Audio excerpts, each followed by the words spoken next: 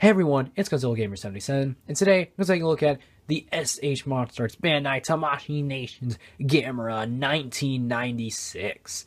And this figure was very well received when it first came out, and this figure came out last year in 2015, and let's see how this figure still holds up. So I'm going to start off with the accessories first, just because he actually comes with quite a bit of accessories, and I want to get them out of the way first. So let's start off with the base right here. This is the base that he comes with, and this is very nice. It has that really nice, bright, red-orange paint app. You know, a nice fiery look to it. It has a nice job, and just really it has a nice, bright approach to it. Definitely got that fire look to it. Also has the hole. And now here's the breath effect itself. Got the fireball. Got a very nice, large sculpt going on here where the fireball actually is. Has a great fiery look to it going down the long part of it. Also has the breath part here. Just very nice. Has little jagged parts to it, you know, getting that fire look. I think they did a great job with that. Also has a little swerve at the front of here too. Now here's some of the parts you can put attached to his arms to make him fly. And here's his wings. They're both identical. They're both very nice. Have nice, really good sculpt going on here with some really great detailing going on here. And also right here is where you plug them in. You just plug them in the arms, and that's it. They also have little symbols to tell you which way they go. And finally, here is the legs where he shoots out. The only problem I have with this is that the tail is really short, but that's a minor inconvenience. And I think this part looks really good. You got the jets going on there, some really nice detailing at the lower part there. And I think this is great, and all the sculpting part of that is great.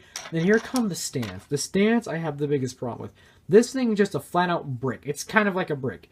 It barely fits in the stand, and it's hard to put the actual breath effect on. But you can just use a regular Tamashii Nation stand, and it'll work just fine. This is where you can hold Gamera to make him fly. And while it does the job, it's very wobbly, and I don't really recommend doing it. Plus, it's really not that big. Like, look at that. He can barely go above the ground when you do that.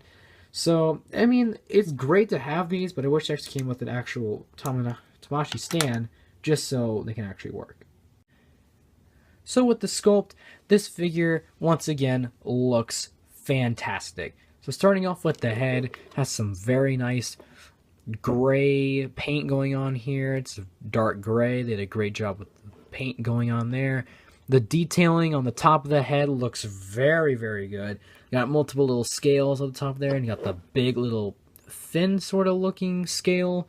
I'm not exactly sure, but it still looks great nonetheless. The tusks are very prominent or very easy to see. The mouth, when you open it up, you can see all the teeth, and the teeth look really good. And the tongue, it's very nice. Also, it's a very nice pink paint app going on there. Going down to the neck, you got multiple little folds going on there, sort of emulating the suit, and I love that they did that. Coming down the arms, still got that charcoal gray going in here, and got lots and lots of folds going down here. And the big, at the elbow, has got a little hook there. Also, it's the same thing with the tusk, very prominent, nicely painted, nice fade. And the hands also look great. Love the detailing going on here on the hands, giving that web look, and also the fingers are very nicely done too. And here is the chest. The chest is very nicely done. Shows a lot of great detailing on there. Got a brightish brown kind of color to it, and I think that looks great. They did a very nice job making it look like a turtle shell. And also coming down to the legs, also some great detailing going on here, and just little folds going around here too. The feet also look great. And the back, I love the back of this figure. Has a very dark green paint app to it. Has lots of little bumps going down on it, showing some of that very great detailing going on here on this figure. And that's one of my favorite things about this figure, is the attention to detail that they did. And just nothing is touched. Just so much bumps and creases going on down this shell alone. And the tail, nothing too much to talk about. It's very nicely detailed going on at the top, and at the bottom, it's just your normal everyday tail. So the sculpt on this figure is very, very well done. And now on to the articulation. The articulation on this figure is very well done, and he has loads of articulation. So starting off with the head, you can look this high up and this far down. The neck has a very good range of motion. You can look this far left and this far right. Opening out of the jaw, you can open the jaw pretty wide. The tail is also on a hinge. You might need a little bit to get in there, but I was able to get my finger in there, and that's a very cool feature. Coming down the arm, You can move it. It's on a ball joint, so you can tilt and spin this all you want. Coming down the elbow, it's a double jointed, so you can move it in and out. At the hand, it's kind of a swivel, but I mean, or just on a little hinge. I mean, you can't get much of it, but you can get some of it. And there's no articulation in the chest because of the shell, but you can also open up the segments to open up the inside, like I showed earlier. Coming down the foot, you can move about this high up, this far down. You can move it out this far out, this far in.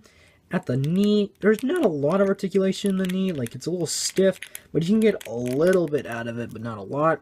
At the foot, it's a little hinge, double jointed, so you can move it in and out.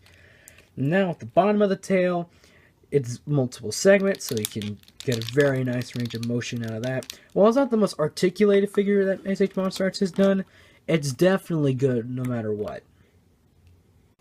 Now for a quick size comparison, here he is next to the SH Monsterarts Godzilla 2000. And here he is next to the SH Monsterarts Gigan 2004. So overall, I think this figure is a fantastic figure. It has a great sculpt, some pretty good articulation, and some really great accessories to go with it. And I think this figure isn't too expensive. It's only been out for a couple months, and it came out late last year, so he should be at a pretty good price range. And if you can find him, definitely buy him, because he's definitely worth your time and money. So with that being said, if you like this video, please leave a like and comment. And if you want to see more, please hit that subscribe button. And I'll see you guys whenever I make a next video.